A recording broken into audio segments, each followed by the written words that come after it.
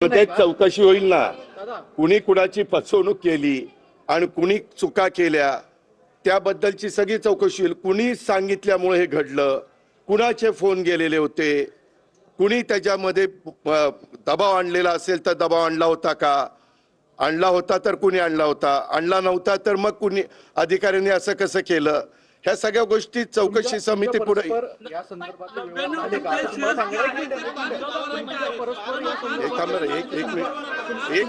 तुमच्या परस्पर या संदर्भातले व्यवहार पार्थ यांनी केले का असं तुम्हाला सांगायचं आहे का?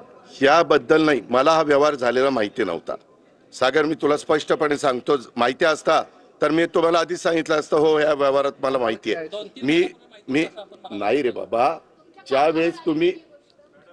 ज्यावेळेस कधी कुणी काही चर्चा करतं ते कुठल्याही व्यवहाराची असो, कुठलाही व्यवहार कुणी मला विचारलं तर मी सांगतो जे काही नियमाप्रमाणे असेल ते करा।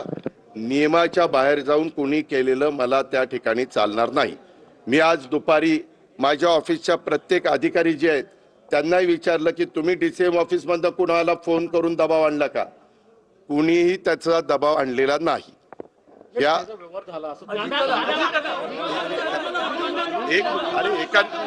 एकाने बोला ना,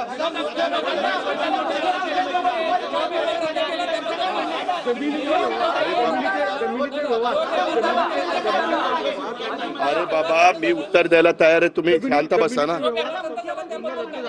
एक मिनिट जमिनीचे व्यवहार रद्द झाले असं तुमचं सांगणं म्हणजे नेमकं काय झालं? नाही, ते जे काही रजिस्ट्रेशन होतं ते कॅन्सल करण्यात आलेलं आहे।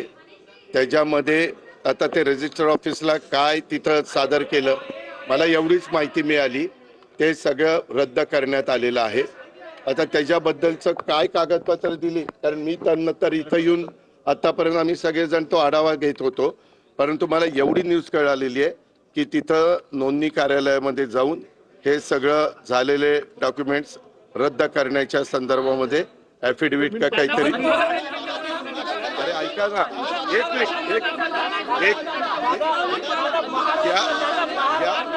अरे ऐक ना, अरे बाबा ही जमीन ही सरकारी जमीन आहे, सरकारी जमिनीचा व्यवहारच होऊ शकत नाही।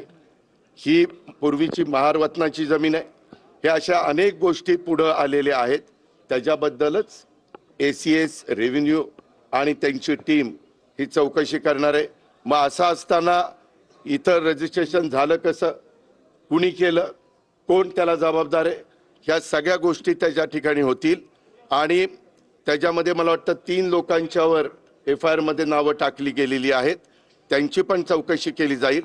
काही जणांनी विचारलं की बाबा त्या कंपनीमध्ये पार्थ पवार असताना त्यांना कसं काय त्यांचं नाव टाकलं गेलं नाही, तर मला माहिती अशी मिळाली की रेव्हेन्यू मिनिस्टर चंद्रशेखर बावनकुळे साहेबांनी सांगितलं की जे ऑफिसला आलेले होते त्या ऑफिसला येऊन ज्यांनी सह्या केल्या त्यांच्यावर FIR दाखल केलेला आहे।